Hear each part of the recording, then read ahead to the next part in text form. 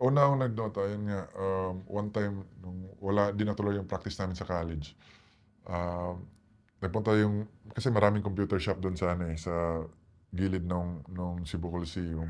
So, nagpunta sila dun ta's sumama ako sa kanila. Tapos kulang sila isa, so nilibre nila ako pang-5. Tapos pinili ko una si ano, si Centur.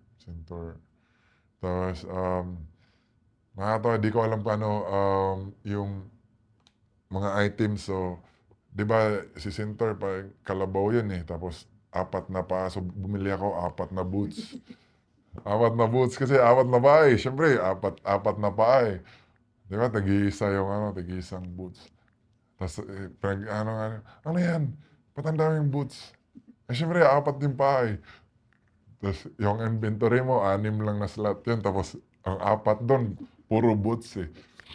Tapos, um, nakakatuwa yun. Tapos yun yung start, after nung natuto na ako ng mga mechanics sa Dota. So, lagi na ako dun sa ano, computer shop after ng klase ko na or ng practice namin.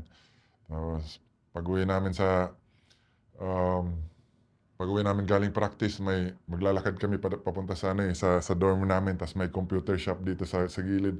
Alam mo yung parang hihilahin ka parang may magnet yung computer shop, pagdadaan ka, naglalakad ka, parang hindi ka parang pupunta ka sa ano, sa computer shop. So, maglalaro ka mga 1 oras, 2 oras. So, yun, yun yung ano, yun dun nag-start yung ano, yung Dota ano ko.